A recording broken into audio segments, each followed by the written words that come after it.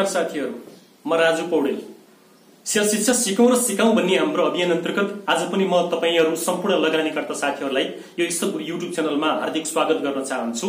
आज म तपाईहरु समक्ष अहिलेको अवस्थामा नेपालको स्टक मार्केट खोलाउनु हुन्छ कि हुँदैन भन्ने सन्दर्भमा महत्त्वपूर्ण जानकारी दिने उद्देश्यले यो भिडियो लिएर प्रस्तुत भएको छु। आशा छ तपाईहरुले यो भिडियो हेरिसकेपछि यो भिडियोलाई लाइक, कमेन्ट र शेयर गर्न भुल्नु हुने छैन। र अहिलेसम्म पनि हाम्रो यो stockguru YouTube च्यानललाई सब्स्क्राइब गर्न भ्याउनु भएको छैन र नयाँ लगानीकर्ताहरु, नयाँ व्यक्तिहरु हाम्रो च्यानलमा पहिलो पटक प्रवेश गर्दै हुनुहुन्छ भने यो भिडियोको तल लेखिएको सब्स्क्राइब बटनमा एक क्लिक गर्न नभुल्नुहोला र आगामी दिनमा पनि यस्तै महत्त्वपूर्ण भिडियोहरु तपाईहरुले आफ्नो मोबाइलमा नोटिफिकेसनमा आओस् भन्ने चाहनुहुन्छ भने सब्स्क्राइब बटनको सँगै भएको बेल बटनमा त्यसमा पनि अलमा क्लिक गर्नुभयो भने आगामी दिनमा पनि यस्ता महत्त्वपूर्ण जानकारीहरु तपाईहरुले सजिलैसँग पाउन सक्नुहुनेछ। मैले अगाडि नै भनिसके र हाम्रो यो थम्बनेलले पनि के जनाउँछ भने आज हामी स्टक मार्केट अबको अवस्थामा आइतबारबाट खोलाउन हुन्छ कि हुँदैन भन्ने बारेमा महत्त्वपूर्ण कुराहरु म तपाईहरु समक्ष प्रस्तुत गर्न गइराखेको छु। तपाईहरुलाई थाहै छ विश्व अहिले पुरै कोभिड-19 को कारणले बन्द छ। धेरै देशहरु लकडाउनको अवस्थामा छन्। नेपाल पनि विगत 1.5 महिनादेखि लकडाउनबाट गुजिराखेको छ। नेपालको स्टक मार्केट 45 दिनसम्म बन्द भएको छ। 45 दिनसम्म स्टक मार्केट किन बन्द गरियो र अहिले के कुरामा सुधार भएर स्टक मार्केट खोलिँदै छ भन्ने कुराको जानकारी हामी लगानीकर्तालाई नगराएसम्म, यो कुराको अवगत हामी लगानीकर्तालाई नगराएसम्म अहिलेको अवस्थामा नेपालको स्टक मार्केट खोल्नु हुँदैन भन्ने कुरा धेरै लगानीकर्ताहरुको बुलन्द आवाज अहिले उठिरहेको छ। सामाजिक सञ्जालमा हेर्नुभयो भने आम लगानीकर्ताहरूले अहिलेको अवस्थामा बजार खोल्नु हुँदैन भनेर आवाज उठाइराख्नु भएको छ र केही सीमित लगानीकर्ताहरू जो बजारमा 1600 को लाइनमा बजार हुँदाखेरि शेयर बेचेर पैसा पोको पारेर कुम्लो पारेर बजार धेरै घटाएर शेयर उठाउने दाउमा बसेका के सीमित घरानीय लगानीकर्ताहरूले मात्रै अहिले बजार खोल्नुपर्छ भनेर लागिरहेको अवस्था देखिन्छ। त्यसकारण म के तपाईहरुलाई के कुराको जानकारी गराउँछु भने नेपालको स्टक मार्केटमा डिम्याट लिने 16 लाख लगानीकर्ताहरू छन् भनेर भन्ने गरिएको छ। त्यसमा पनि सक्रिय लगानीकर्ताहरू ज्यादै न्यून छन्। त्यो सक्रिय लगानीकर्तामा पनि अनलाइन ट्रेडिङ सिस्टम लिने लगानीकर्ता जम्मा 22,000 मात्रै छन् भनेर हामी सुन्ने गरेका छौं, भनिँदै आइरहेको छ। अब 22,000 लगानीकर्ताहरू पनि अहिले धेरै लगानीकर्ताहरू, शेयर कारोबार गर्ने लगानीकर्ताहरू शहर छोडेर आफ्नो गाउँतिर जानु भएको छ। गाउँमा वाइफाई सुविधा हुँदैन।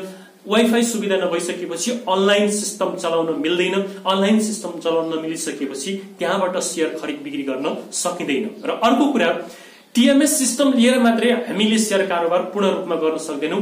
अहिले पनि धेरै जसो लगानीकर्ताहरू टीएमएस लिएका पनि नलिएका पनि लगानीकर्ताहरू ब्रोकर कार्यालयमै गएर शेयर खरिद बिक्रीका सम्पूर्ण प्रक्रियाहरू पूरा गर्नुपर्ने जुन बाध्यता छ, यस्तो अवस्थामा अहिले ब्रोकर कार्यालयमा जाने अवस्था छैन।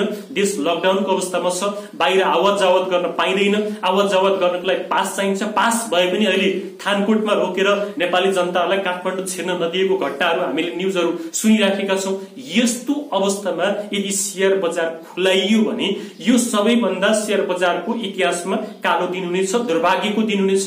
सबै लगानीकर्ताहरूलाई सहज रूपमा शेयर कारोबार गर्ने वातावरण सिर्जना नभएसम्म शेयर बजार खोलाउनु हुँदैन भन्ने आम लगानीकर्ताहरूको आवाज छ। यो आवाजलाई सम्बन्धित नियामक निकायले छिटो भन्दा छिटो सुनेर फुल अटोनोमस अनलाइन ट्रेडिङ सिस्टम ल्याएर शेयर बजारलाई प्रविधि मैत्री बनाएर आम लगानीकर्ताहरूलाई प्रविधि मैत्री बारे शेयर शिक्षा दिएर मात्र नेपालमा फुल अटोनोमस शेयर ट्रेडिङ गर्न सकिन्छ। अब अहिले त्यस्तो अवस्था छैन।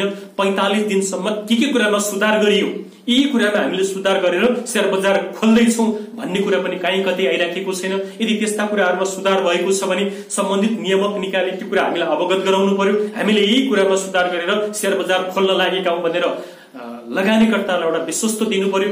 यदि त्यस्तो होइन भने केही सीमित घरानीय लगानीकर्ताहरूको दबावमा उनीहरूको हितको लागि, उनीहरूको फाइदाको लागि शेयर बजारलाई क्रास बनाएर शेयर बजारलाई तल झारेर सस्तो मूल्यमा शेयर बजारमा कब्जा गर्ने जुन खेल अहिले हुँदैछ, यो खेल हुन नदिनको लागि सम्बन्धित नियामक निकायलाई हामी लगानीकर्ताहरू विनम्र अनुरोध गर्दछौं र सम्बन्धित नियामक निकाय धितोपत्र बोर्डले पनि के कुराको मनन गरोस् भने 45 दिनसम्म के कुरामा सुधार गरियो, शेयर बजारमा कारोबार गर्नको लागि लगानीकर्ताहरू घरमै बसेर शेयर कारोबार गर्नको लागि के कुरामा इम्प्रुभ गरियो त्यो कुराको अवगत गराइयोस्, नेप्सीले पनि गराओस्, अर्थ मन्त्रालयले पनि गराओस् र शेयर बजार खुलाइयोस्।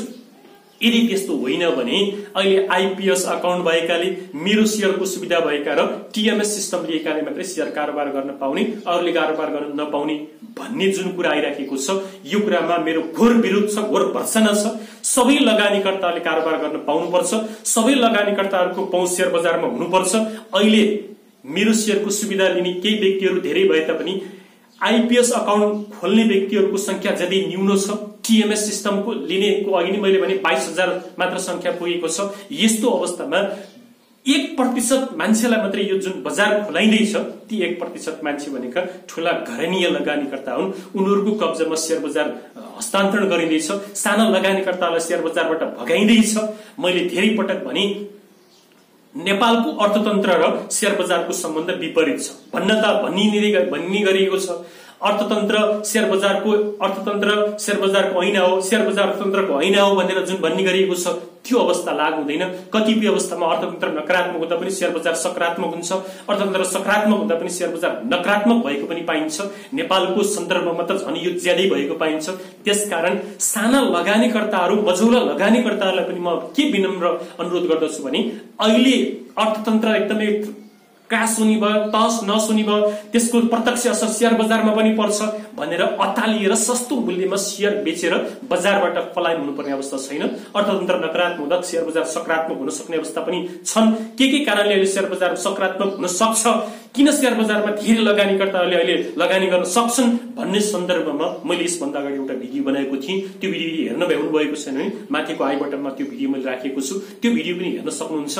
अहिले अन्य क्षेत्रमा लगानी गर्ने अवस्था नभएको हुनाले सम्पूर्ण पैसेवाला व्यक्तिहरूले शेयर बजारमै लगानी गर्नेछन्, किनभने शेयर बजारबाट तुरुन्तै रिटर्न लिन सक्ने अवस्था भएको हुनाले पनि शेयर बजारमा अहिले लगानीको एउटा वातावरण सिर्जना हुन सक्छ। तर सबै लगानीकर्ताको पहुँच नभएसम्म, सबै लगानीकर्ताहरू ब्रोकर कार्यालयमा जान सक्ने अवस्था सिर्जना नभएसम्म, सबै लगानीकर्ताहरूको हातमा टीएमएस सिस्टम, फुल अटोनोमस अनलाइन सिस्टम, मेरो शेयरको सुविधा, आइपीएस अकाउन्टको सुविधा नभएसम्म बजार खोलाउनु हुँदैन भन्ने धेरै आम लगानीकर्ताको एउटा बुलन्द आवाज छ। यो आवाजलाई सम्बन्धित नियामक निकायले गरोस्। यदि नगरिकन यदि बजार खुलाइयो भने यो दुर्भाग्य हुनेछ। र मैले यसभन्दा अगाडि पनि भनेको थिएँ, धेरै मुलुकहरूमा जब शेयर बजार कोभिड-19 को कारण घटिराखेको अवस्था थियो, क्रास हुने अवस्थामा बजारहरू गइराखेका थिए, त्यो बेलामा त्यहाँको केन्द्रीय बैंकले र त्यहाँको सरकारले शेयर बजारलाई रिकभर गर्नको लागि विभिन्न राहत प्याकेजहरू घोषणा गरेर त्यहाँका शेयर बजारहरू ब्याक बाउन्स भएको पाइन्छ। नेपाल सरकारले अहिलेसम्म, सम्बन्धित नियामक निकायले अहिलेसम्म शेयर बजारको रिकभरको लागि, शेयर बजारलाई क्रास हुन नदिनको लागि कुनै त्यस्तो राहत प्याकेज घोषणा गरेको पनि छैन। राहत प्याकेज घोषणा गर्नु पनि छैन। फुल अटोनोमस अनलाइन ट्रेडिङ सिस्टम लागू गर्नु पनि छैन। सबैको पहुँच हुने किसिमको बजार बनाउनु पनि छैन। यस्तो अवस्थामा यदि नेपालको शेयर बजार खुला गरियो भने साना र मझौला लगानीकर्ताको पेटमा लात हान्ने बाहेक अरू कुनै पनि काम हुने छैन। केही ठूला, त्यो पनि केही सीमित घरानीय लगानीकर्ताहरूलाई मात्रै फाइदा हुने किसिमको बजार खुलाउन जुन गइराखेको छ, यो कुरामा हामी सम्पूर्ण लगानीकर्ताले आफ्नो ठाउँबाट घोर भर्त्सना र विरोध गर्नुपर्ने अवस्था सिर्जना भएको छ। मलाई आशा छ सम्बन्धित नियामक निकाय धितोपत्र बोर्डले यस्तो अवस्थामा नबुझिकन, लगानीकर्ताहरूको मनोभाव नबुझिकन बजार खुलाउने छैन। बरु नियामक निकाय धितोपत्र बोर्डले नेप्सीलाई छिटो भन्दा छिटो बैंक इन्टिग्रेसन गरेर फुल अटोनोमस अनलाइन ट्रेडिङ सिस्टम लागू गर्नको लागि दबाव सिर्जना गर्नेछ र शेयर बजारको रिकभरको लागि, शेयर बजारको विकासको लागि राहत प्याकेज घोषणा गर्नको लागि सम्बन्धित मन्त्रालयलाई एक प्रकारको दबाव सिर्जना गरेर मात्रै शेयर बजार खुलाउनको लागि एउटा पहल गर्नेछ भन्ने आशा मैले लिएको छु। हामी लगानीकर्ताले त्यो आशा लिनुपर्ने हुन्छ। यदि यसको विपरीत गएर शेयर बजार खुलाइयो भने त्यो दुर्भाग्य हुनेछ। र अर्को कुरा, म साना र मझौला लगानीकर्तालाई के पनि भन्न चाहन्छु भने, अघि पनि मैले भने अर्थतन्त्र नकारात्मक हुँदा शेयर बजार नकारात्मकै हुन्छ भन्ने छैन। अर्थतन्त्र नकारात्मक हुँदा शेयर बजार सकारात्मक भएको इतिहास पनि हाम्रो शेयर बजारको इतिहासमा छ। अर्थतन्त्र सकारात्मक हुँदा नकारात्मक हुने र अर्थतन्त्र नकारात्मक हुँदा सकारात्मक हुने अवस्था पनि हाम्रो शेयर बजारमा छ। त्यसकारण अहिले आत्तिएर शेयर बजार ध्वस्तै हुन्छ कि अर्थतन्त्रले गर्दाखेरि शेयर बजार खतमै हुन्छ कि भनेर आत्तिएर डराएर सस्तो कौडीको भावमा ठूला लगानीकर्तालाई शेयर बेचेर तपाईहरु बजारबाट भाग्नुपर्ने अवस्था छैन।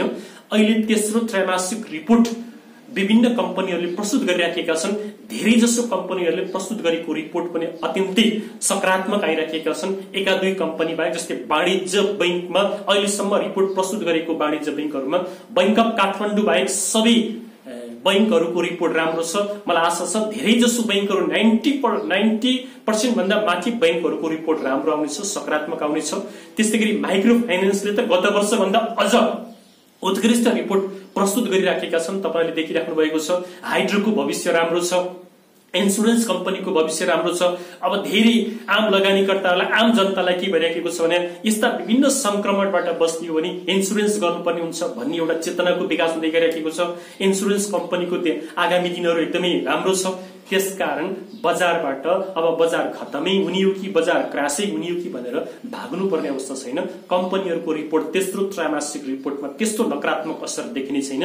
चौथो त्रैमासिक रिपोर्टमा त्यो पनि कमर्सियल बैंकमा मात्रै, अरु सेक्टरमा होइन, कमर्सियल बैंकमा केही नकारात्मक असर देखिन सक्छ। इन्स्योरेन्समा, डेभलपमेन्ट बैंकमा, माइक्रो फाइनान्समा, हाइड्रोमा त्यस्तो नकारात्मक असर देखिने छैन।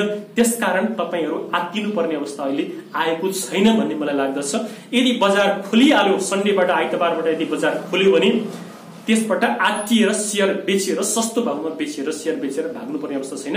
यदि पैसाको आवश्यकता छ तपाईलाई भने थोरै शेयर बेचेर त्यो आवश्यकता टार्न सक्नुहुन्छ। तर बजार क्रासै भएर 800 मा 900 मा आउने हो कि भनेर आफूसित भएको सबै शेयर सस्तो भावमा कौवाडीको मूल्यमा बेचेर बजारबाट पलायन नहुनुस् भन्नको लागि म तपाईहरु समक्ष यो भिडियो लिएर प्रस्तुत भएको छु।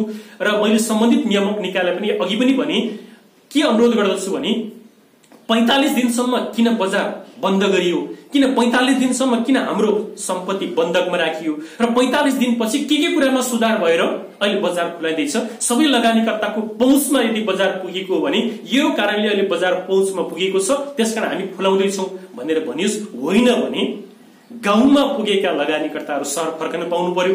सबै लगानीकर्ताहरू ब्रोकर कार्यालयमा गएर काम गर्न पाउनु पर्यो। सबै लगानीकर्तालाई सहज वातावरण नभएसम्म शेयर बजार खुल्न हुँदैन भन्ने हामी आम लगानीकर्ताको बुलन्द आवाज छ। यो आवाजलाई निमोट्ने काम सम्बन्धित नियामक निकायले नगरोस्। यदि अहिले पनि फुल अनलाइन अटोनोमस अनलाइन ट्रेडिङ यस्तो अवस्थामा पनि ल्याइएन भने नेपालको शेयर बजार कहिल्यै पनि फुल्ली प्रविधि मैत्री हुने छैन भन्ने उद्घोष गर्दै आजलाई यो भिडियोबाट म बिदा हुन चाहन्छु। आगामी दिनमा पनि यस्तै महत्त्वपूर्ण भिडियोहरू तपाईहरु समक्ष ल्याउने बाचा गर्दै यस्ता ज्ञानहरू आफूले पनि सिक्ने र अरूलाई पनि सिकाउने जुन हाम्रो अभियान छ, यो अभियानलाई साथ दिनको लागि यो भिडियोलाई शेयर गर्न नभुल्नु होला। हस्त नमस्कार। फेरि अर्को भिडियोमा भेटौँ।